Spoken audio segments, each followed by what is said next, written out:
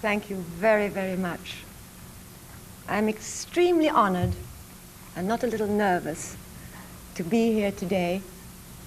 As I just said, I thought this was going to, a press lunch.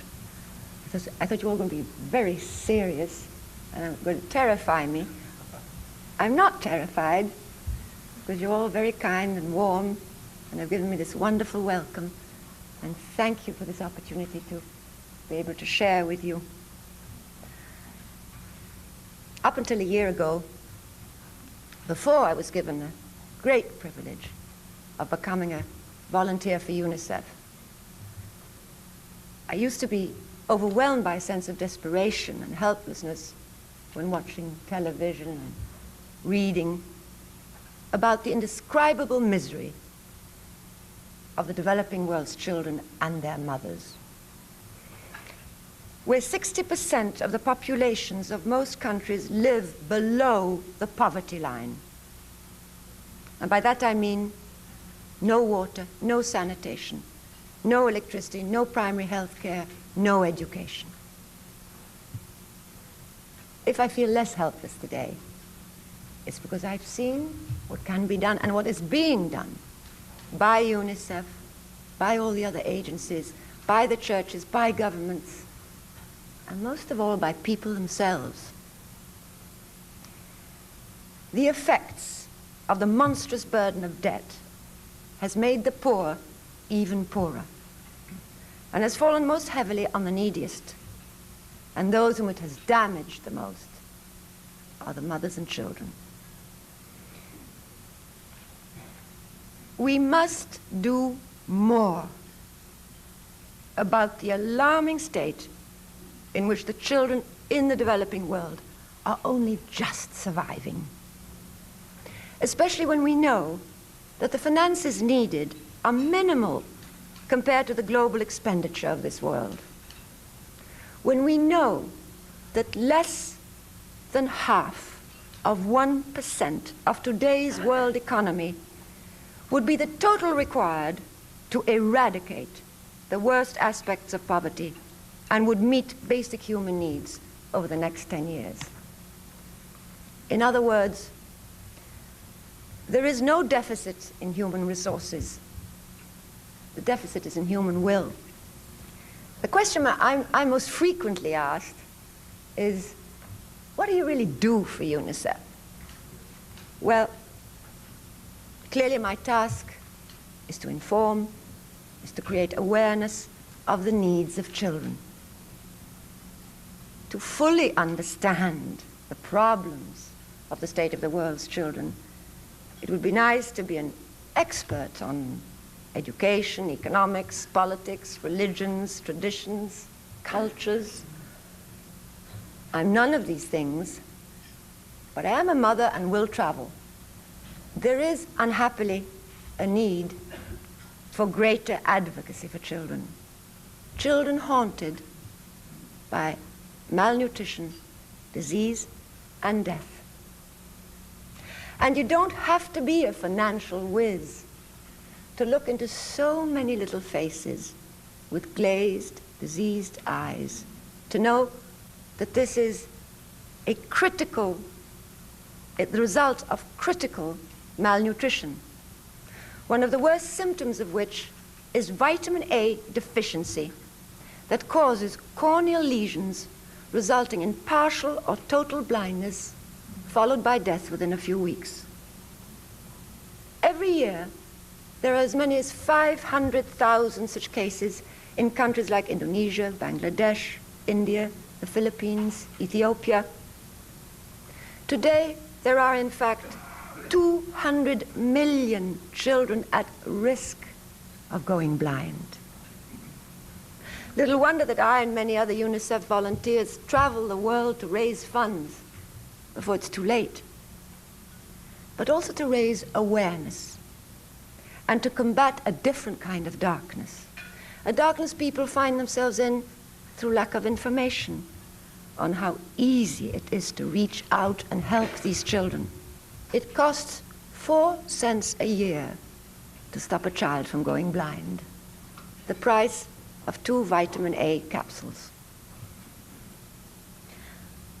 I've known UNICEF a long time. For almost 45 years ago, I was one of the tens of thousands of children in war-ravaged Europe to receive aid from UNICEF immediately after our liberation. A liberation that freed us from hunger, repression, and constant violence. And we were reduced to near total poverty, as is the developing world today. For it is poverty that is at the root of all their suffering. The not having the means to help themselves. And that is what UNICEF is all about. Helping people to help themselves. Giving them the aid to develop, thereby allowing them to become self-reliant and live in dignity. Unlike droughts or floods or earthquakes, the tragedy of poverty cannot easily be captured by the media and brought to the attention of the worldwide public. It is happening not in any one particular place, but in slums and shanties and neglected rural communities across 2 continents. It is happening not in at any one particular time, but over long years of increasing poverty, which have not been featured in the nightly news, but which have changed the lives of many millions of people. And it is happening not because of any one visible cause, but because of an unfolding economic drama in which the industrialized nations play a leading part.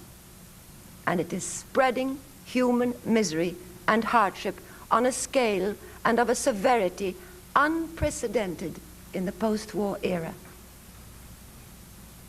The developing world is staggering under the excruciating load of debt.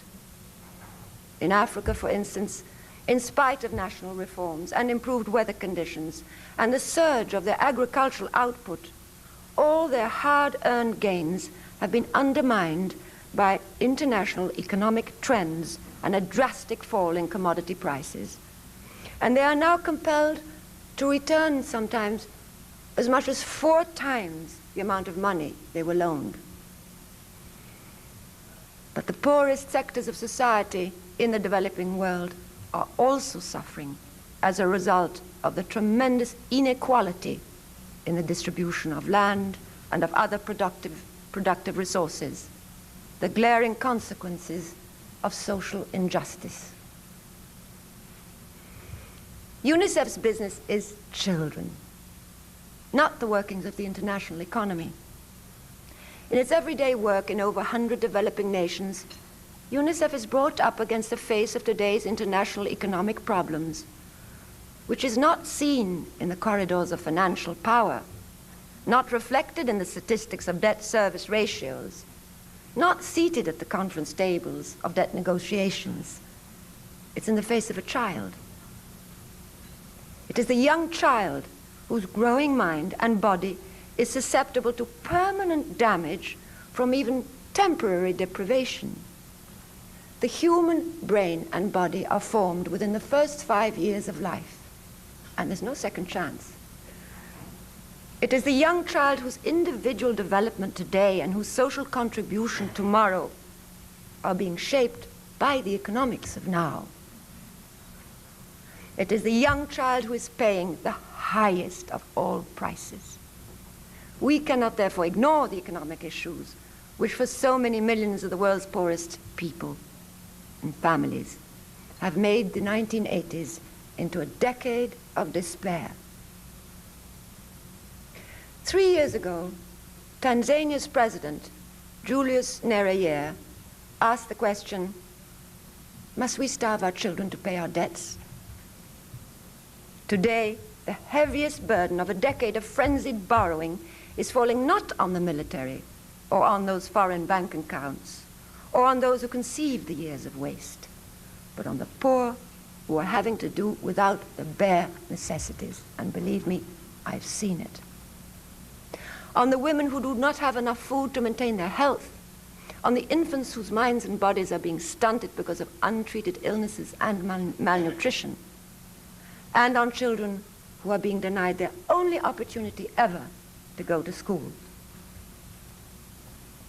And when the impact becomes visible in rising death rates among children, then what has happened is simply an outrage against a large section of humanity. Nothing can justify it.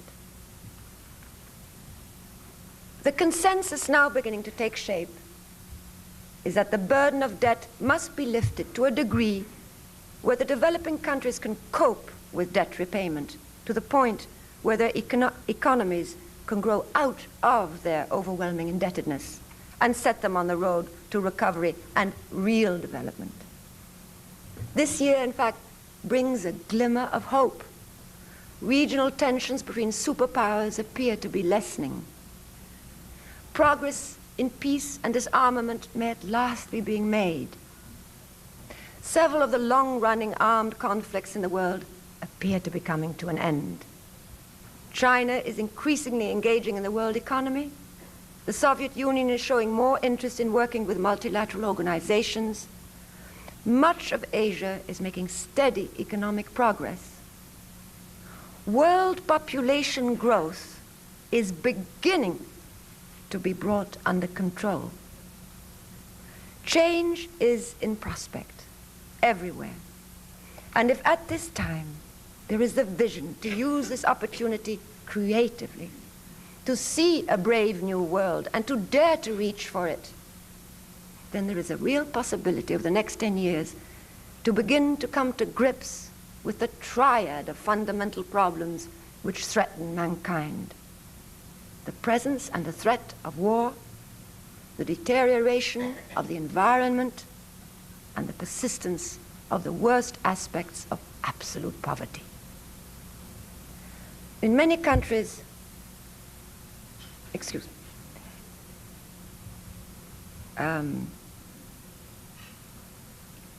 I've made myself a cut to not make it too long for you, and I've lost it.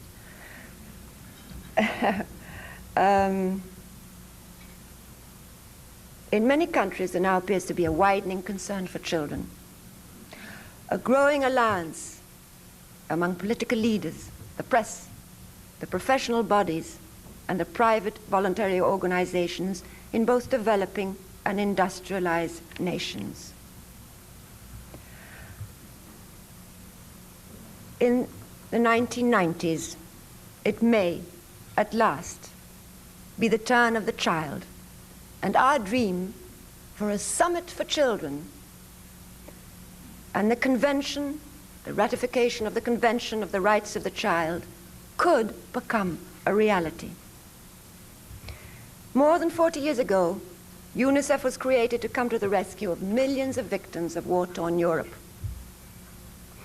and then went on to bring emergency help to children in every kind of natural disaster, and continues its battle today against childhood diseases that claim the lives of 40,000 children every day.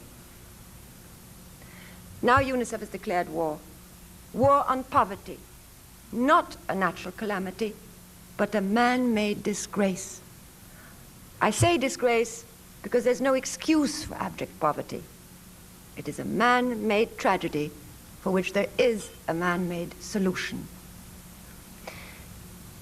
They say that anyone who doesn't believe in miracles isn't a realist. UNICEF performs realistic miracles every day. UNICEF has brought relief everywhere, regardless of race, creed, nationality, or political beliefs. They work together with all governments, churches, and other relief agencies. They have brought wars and civil strife to a standstill for several days to vaccinate children on both sides of the lines by negotiating truces in El Salvador, Uganda, Lebanon, North and South Vietnam. It is not without reason that UNICEF was awarded the Nobel Peace Prize in 1965. UNICEF has supported the digging of thousands of wells, installed thousands of pumps. UNICEF has provided megatons of food and vaccinations. In 1975, only 5% of the developing world's children were immunized. Today, 60%. They have trained more than 500,000 health workers, given technical supplies and equipment for 61,500 health centers, and on and on. Yet, I repeat, 40,000 children still die every day. 280,000 a week. No natural calamity, be it flood or earthquake, has ever claimed as many children's lives. And this happens every week, mostly in the silent emergency of easily preventable diseases like polio, tetanus, tuberculosis, measles, and the worst killer of all, dehydration from diarrhea caused by unclean drinking water and malnutrition. It costs $5 to vaccinate a child for life. 6 cents will prevent death from dehydration. And if 4 cents per year will stop a child from going blind, how is it that governments spend so much on warfare and bypass the needs of their children, their greatest capital, their only hope for peace? I must admit to you that the magnitude of the task that UNICEF has undertaken sometimes overwhelms me. And I'm saddened and frustrated when I stop to think of what we can't do, like change the world overnight. Or when I have to deal with the cynics of this world, those prophets of doom who argue, is it morally right to save the lives of children who will only grow up to more suffering and poverty due to overpopulation? Letting children die is not the remedy to overpopulation. Family planning, birth spacing is. Rapid population growth can be slowed by giving the world's poor a better life, giving them health, education, housing, nutrition, civil rights. These things are not free, but available at a cost that developing countries can afford, given the assistance they need. China, Indonesia, Thailand, and Mexico have already proven that population growth can be slowed by working on public health, education, and family planning. The World Bank now forecasts that by the early 90s, the world should reach the historic turning point at which the annual increase in global population begins to decline. It is also true that in no country has the birth rate declined before infant deaths have declined. In other words, parents can plan to have 2 children if they know they'll survive, rather than have 6 in the hopes that 2 will survive. And that is why UNICEF is also so dedicated to educating and informing mothers in childcare, for it is the mother who is still the best caretaker of her child. And UNICEF supports any amount of educational projects for women in the developing countries that relate directly to health and nutrition, sanitation and hygiene, education and literacy. So, my dear friends, I'm here to speak for children who can't speak for themselves. Children who are going blind through lack of vitamins, children who are slowly being mutilated by polio, children who are wasting away in so many ways through lack of water, for the estimated 100 million street children in the world who have no choice but to leave home in order to survive, for children who have no enemies yet are invariably the first tiny victims of war, wars that are no longer confined to the battlefield, but which are being waged through terror and intimidation and massacre. Children were therefore growing up surrounded by the horrors of violence. For the hundreds of thousands of children that are refugees. In the last few weeks, 20,000 starving, orphaned boys have fled from the Sudan into Ethiopia. Many of these boys never make it to safety. They either die of hunger on the way, it sometimes takes them months of walking to reach their destination, or they drown in the river which divides the Sudan from Ethiopia. This has created a heartbreaking phenomenon never seen before. A camp full of small boys. And there too, UNICEF is present. The task that lies ahead for UNICEF is ever greater, whether it be repatriating millions of children in Afghanistan or teaching children how to play who've only learned how to kill. If we are meant to love thy neighbor as thyself, then surely we should love these children as our own. Those thousands of children that died in Ethiopia, did those children have to die to wake the world's conscience to our human obligation towards the child? Should children be asked to pay such a terrible price to awaken the world to the plight of other children? Charles Dickens wrote, "In their little world, in which children have their existence, there is nothing so finely felt, so finely perceived as injustice. Injustice which we can avoid by giving more of ourselves, yet we often hesitate in the face of such apocalyptic tragedy. Why, when the way and the means are there to safeguard and protect these children? It is for the leaders, parents, and young people who have the purity of heart, which age sometimes tends to obscure, to remember their own childhood and come to the rescue of those who start life against such heavy odds. Children are our most vital resource, our hope for the future, until they can be assured of not only physically surviving the first fragile years of life, but are free of emotional, social, and physical abuse. It is impossible to envisage a world that is free of tension and violence. But it is up to us to make it possible.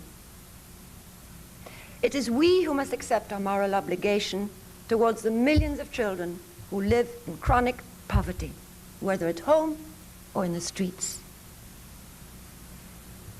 UNICEF is a humanitarian institution, not a charitable organization. It deals in development, not in welfare, giving handouts to those waiting with their hands outstretched. On my travels to Ethiopia, Venezuela, Ecuador, Central America, and Mexico, I've seen no outstretched hands, only a silent dignity and a longing to help themselves, given the chance. The world is filled with goodness and generosity, as we just saw after the earthquake in Armenia. Yet we often do things back to front. In our own homes, a baby is the first to be protected against the cold, to receive the last morsel of food. Why? Because they are the most vulnerable. Their little lives can be snuffed out like a candle. Yet governments allocate first to arms and industries and last of all to children. What are we trying to do?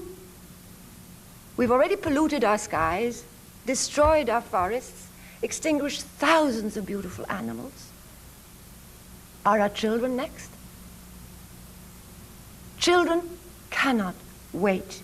They are too fragile to wait for an economic crisis to pass. Their time is running out. We must help them now, not only to survive, but to hope and perhaps even to dream. The many street children I've seen have absolutely nothing but their courage, their smiles, and their dreams. Let their disillusionment not be our indictment. Every child has the right to health, to tenderness, to life. Thank you.